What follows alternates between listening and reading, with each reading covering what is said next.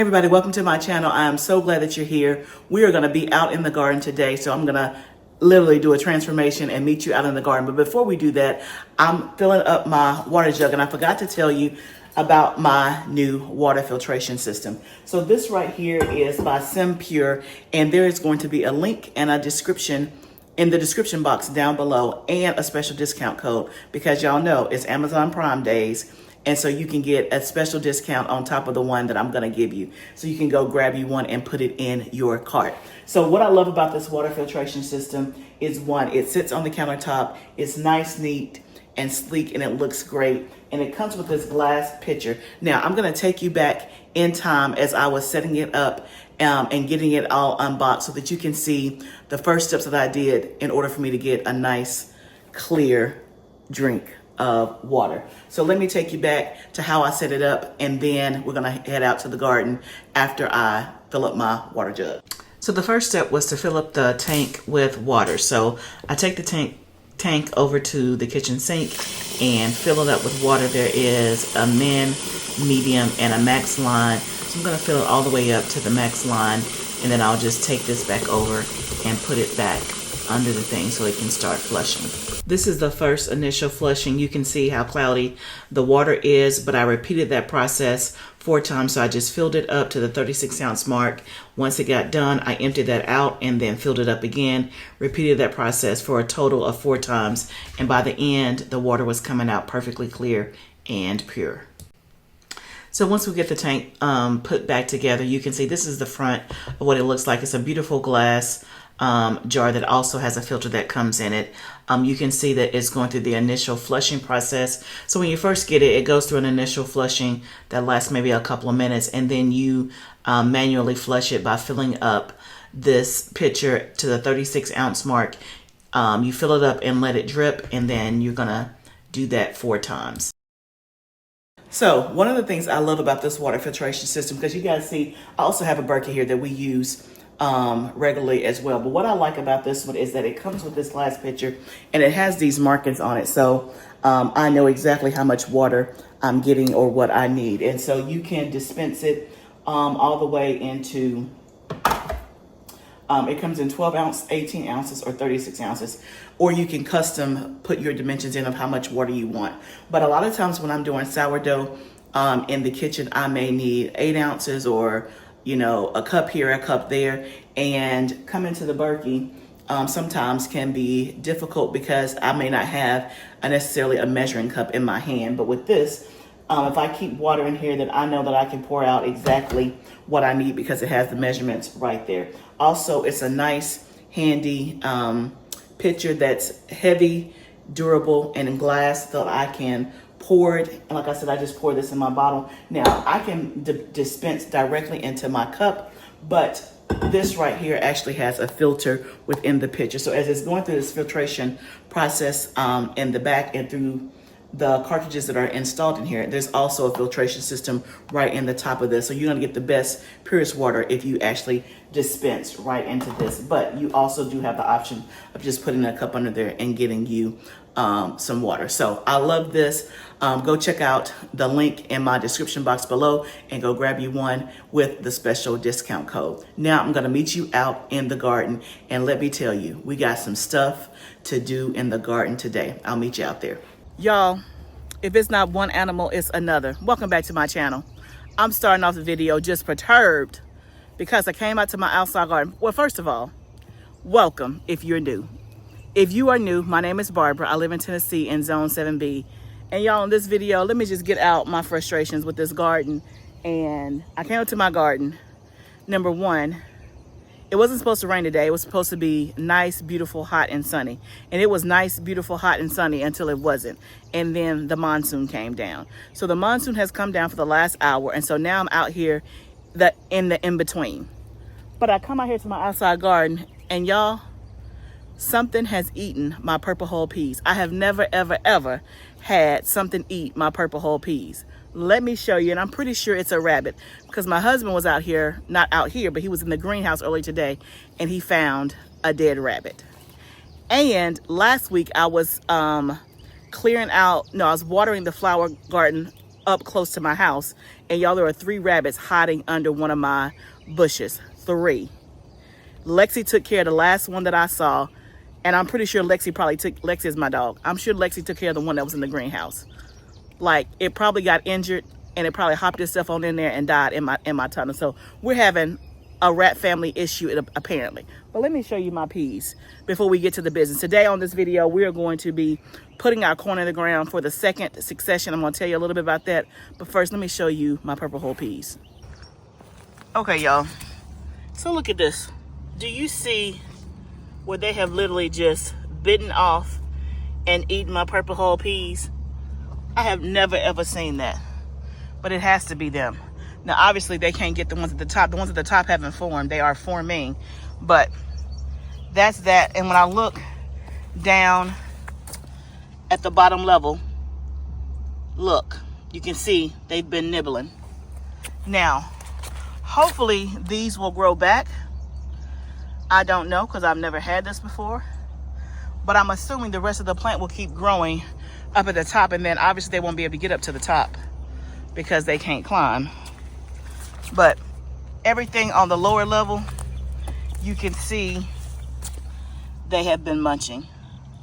Y'all let me know if you've had this before and if the bottom ones will grow back. We'll see. Y'all know, like, my purple whole peas are like one of my prized possessions.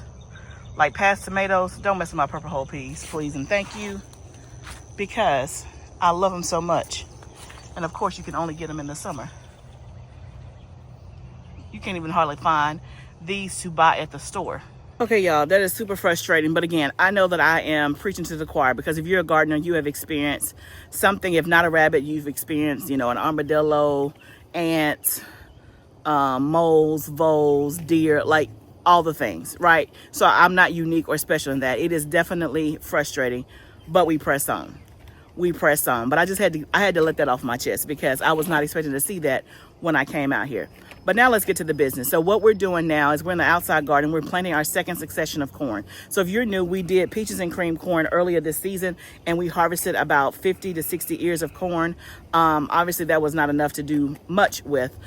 We got, I think, four bags frozen and blanched in the freezer, but I need way more than that. So I've never done a second succession of corn, but because I think I have time, we're gonna go ahead and put it in the ground. So I showed you on previous videos, we actually started the seed together. And I always start my corn seed and then I transplant it for fear of the rabbits or the birds eating the seed. And so I showed you on last week's video what it was looking like, how it was going and all that. It looks beautiful, but now it's time to get it in the ground. So my husband said he would come out here and help me. So we're gonna try to just blaze through this and get them in the ground. I think I have at least 75 to 80 that we're gonna get in the ground, and we're gonna put in the exact same spot that we did the last time. So let's get to it.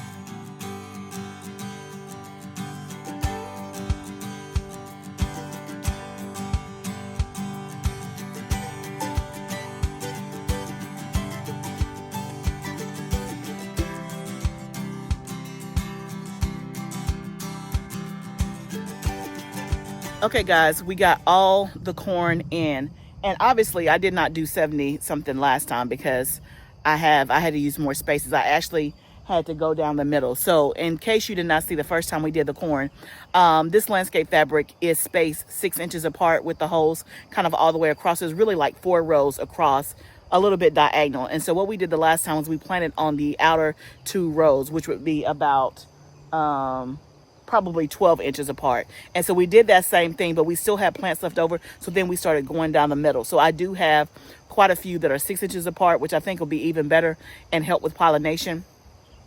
But the thunder is roaring and the rain is about to come back out. But I'm glad that we got it in the ground. So that is a win. So unfortunately, that's going to be the end of outside for right now. We're going to try to do some work on the inside or come back out tomorrow. We're going to see how bad the weather gets. But you know what I always say, if you can get it done in 20 or 30 minutes, hey, pop on out there and get it done, because that's what it takes sometimes. You got to do it in the in-between. And I would have never saw that I had some rabbit damage. So anyway, let's move on to the next thing. Okay, so now I'm in the tunnel while the thunder is roaring, and I'm going to try to tackle this project that I've been meaning to tackle, which are the onions. So this is part of our onions that we harvested. Probably it's been, let's see, a month ago now. So they've been in here curing, but I have a whole bunch more in our root cellar as well. I did do videos on us harvesting the onions. And so one of the things, if you want to use onions long term and store them long term, you have to cure them. Now, when you first pull onions out of the ground, you can go ahead and eat them immediately. You do not have to do this process of curing. The only reason I'm curing is because I have so many onions, like 400 roundabout, and I want to be able to store them longer. And so basically they have completed curing. And so let me show you what one looks like and what I do from here. So basically you can see here, it is all brown and shriveled up. When we first pulled the onions, all of this was more green and more moist or wet. And so the curing process is more like a drying out process. The same thing that you do with potatoes and things like that if you want to store them long term. So what I'll do is I'll come out here and snip it right about here.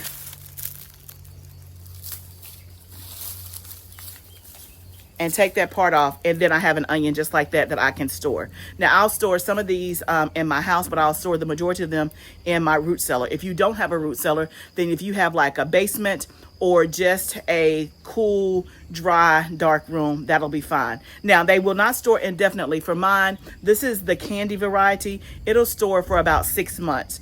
And so I harvested like the first week of June. So usually by November, end of November, December, I'll start to see it shoots going up if I haven't used them all. And then from there, I'll just take them all and slice them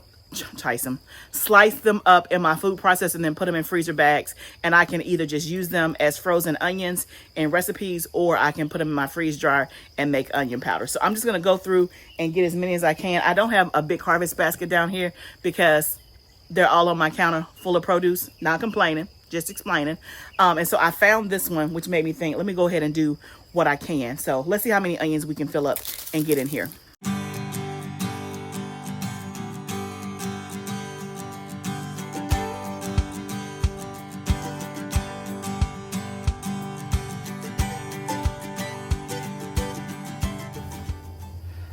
Okay, guys, I'm gonna have to call it. You can see that basket that I got behind me. That's the only basket I have back here. And then my husband has a basket. So we didn't even make a dent in the onions, but we did something. We got what we could. We'll take those in the house and come out and try to finish it up maybe tomorrow. We just lost power. There's no power down here and there's no power at the house. So I'm gonna go inside and take a shower while there's still some daylight. And hopefully the power will come back on, but I'll catch you tomorrow. Okay, y'all, so it is the next day. And so the rain just ran us right on into the house. We were without power for about 2.5 hours, but I was able to get in and get a shower while it was daylight. So that was a plus. But it's the next day, so I'm back out here. It did not rain today. It was actually nice, hot, and sunny. It's supposed to rain, though, starting in the next 45 minutes or so. So while we have the last bit of daylight and before the rain, let's see if we can finish our onions that's in these two bins. And I still have hundreds of onions in my root cellar, but we're not gonna focus on that today. We're gonna focus on getting these done right here. And today I brought me a bigger basket so that we can take them back up to the house.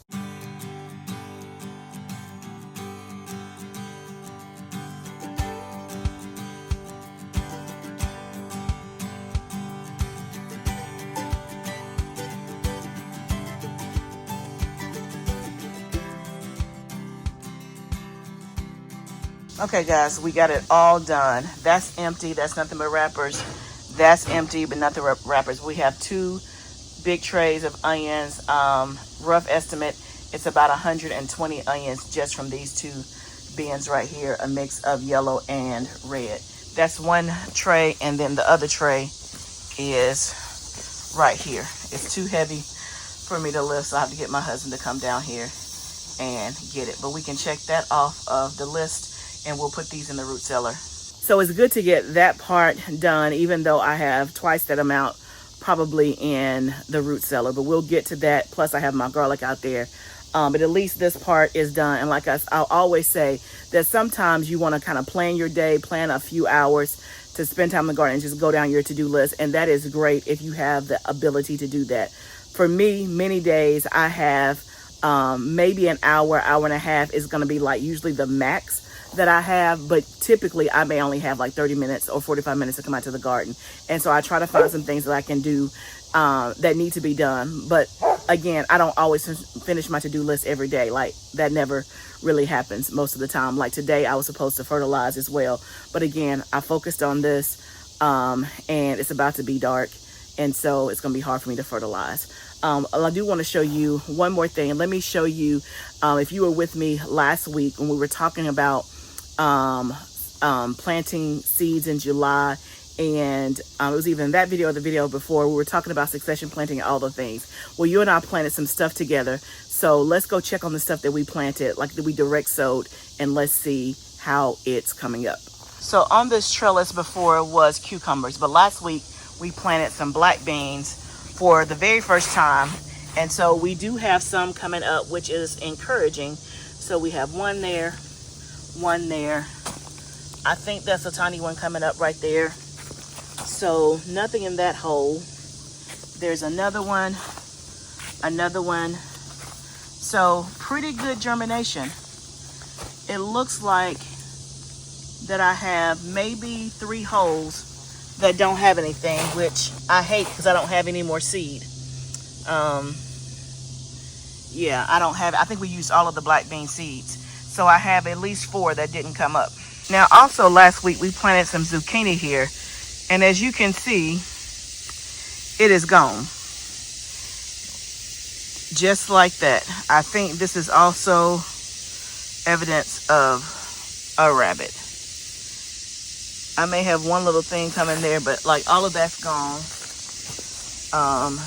I had them all in here. That's gone. The bell pepper plants that I planted, they're still there. They still have leaves on them. But let's look down here where we also planted a few things. So we planted some cucumbers right there. They're still there. They're looking okay. Let's go see if our rattlesnake pole beans germinated. So starting right here is where we planted the rattlesnake pole beans. So I have 1, 2,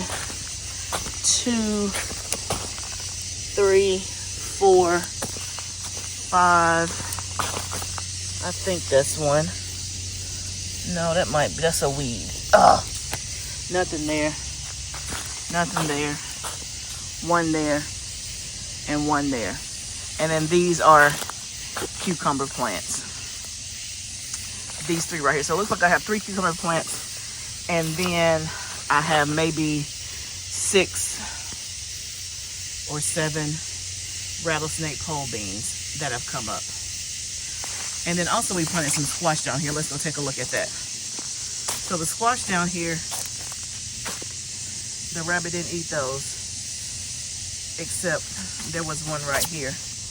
But that's here, and those are here. So I have some more that I can put out. So maybe we'll do that because I still have open space. Yep, you can see this one is hanging on. That one is gone right there. Okay, y'all, so it's disappointing that I didn't have complete germination, but that's okay. That is what happens. Every time can't be 100%. Every time can't be perfect. Now, I do have more rattlesnake pole beans, so I'll come out here in the morning and reseed the places that did not germinate. I think I have maybe 3 or 4 left, if I'm not mistaken. So we'll see what happens. I don't have any more black beans at all. If I have more rattlesnake pole beans than 3 or 4, then I want to mix those in there. Probably not. Probably not. So anyway, I only bought that 1 packet of black beans because I wanted to try it, and to try to order some more now and get it in, I'll already be behind that 8 ball. Because remember when we did it, we were right at the cusp. So anyway, it was an experiment. We'll see how many I get, and we'll see if we like it. But I'm pretty sure I have some more rattlesnake pole beans. Now on the zucchini that's gone, I've had that happen before. It's like you put it in the ground and then it's like it just completely disappears. It's not eaten. The stem is not there. Like it's like you never did it. I've had that happen before. So I'm pretty much thinking that something must have eaten it because it just didn't disintegrate into thin air. But I do have some more squash and zucchini seedlings. But since the sun has caught me, I will try to get those in the ground tomorrow. And then obviously I'll keep you posted on how they go, or you'll see it in the next garden tour.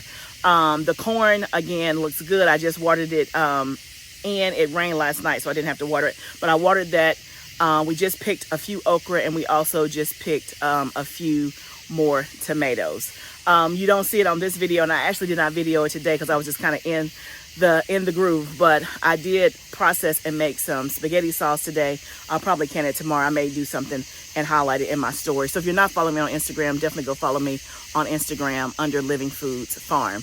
Y'all, this is all part of the journey, right? We get in when we can, we do what we can do when we can do it. Some things work, some things don't, but that's all part of it. I hope that you're having a great summer and that your gardens are going so well. If for some reason they're not going well, do not be discouraged. Do not give up. Keep on the course. Remember, it's all a journey. Let's grow together. I'll see you next time, friend.